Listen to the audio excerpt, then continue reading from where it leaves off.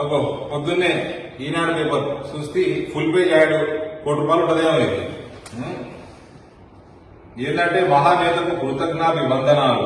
73 ఏళ్ల స్వతంత్ర భారతదేశంలో ఎన్నడూ లేని విధంగా తెలంగాణ ప్రభుత్వంలో ఆర్యవైశ్యులకు రాష్ట్ర రాజకీయాల్లో ప్రభుత్వ పాలనలో ప్రధాన భూమిక పోషించి అవకాశం ఇచ్చినందుకు ముఖ్యమంత్రి వర్యులు శ్రీ కల్వకుంట్ల చంద్రశేఖరరావు గారికి, పార్టీ వర్కింగ్ ప్రెసిడెంట్ మరియు మంత్రివర్యులు శ్రీ కల్వకుంట్ల తారక రామారావు గారికి యావత్ ఆర్యవైశ్య సమాజం తరఫున హృదయపూర్వక కృతజ్ఞతలు తెలియజేస్తున్నాము. అచ్చా, ఎందుకు పూర్తి ఆర్యవైశ్య సమాజం మొత్తం కృతజ్ఞతలు చెప్తున్నట్టు. ఎందుకంటే ఒక ఆయనకి ఎమ్మెల్సీ ఇచ్చినట, ఒక ఆయనకి ఇండస్ట్రియల్ డెవలప్మెంట్ కార్పొరేషన్, ఇంకొక ఆయనకి టూరిజం డెవలప్మెంట్ కార్పొరేషన్. ఒక ఇండస్ట్రీ రాలే, ఒక టూరిజం రాలే. సరే, దాని సంగతి పక్కన కదా. అంటే ఈ ముగ్గురేనా మొత్తం ఆర్యవైశ్య సమాజం?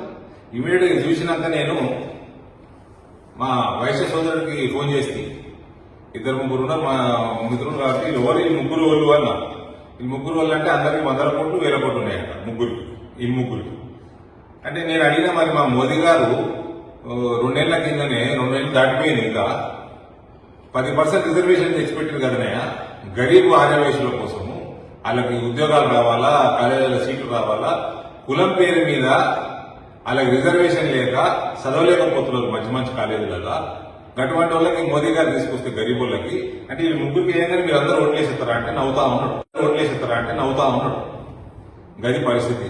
ఏమయ్యా ముఖ్యమంత్రి, నీకు అతి తెలివి అనుకున్నావా, లేకపోతే ఆర్యవైశ్యులు మన అమాయకులు అనుకున్నావా? నీకే బాగా తెలివి ఉన్నది అనుకుంటాడు ఈ ముఖ్యమంత్రి.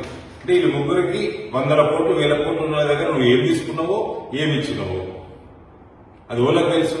గరీబులకు ఏవయా మోడీ గారు పెట్టిన ఏదైతే ఆర్థికంగా వెనుకబడిన అగ్రవర్ణాలు ఉన్నారో వాళ్ళ కోసం పెట్టిన 10% తీసుకొస్తే అప్పుడు ఆర్యవైశ్యులు హర్షిస్తారు.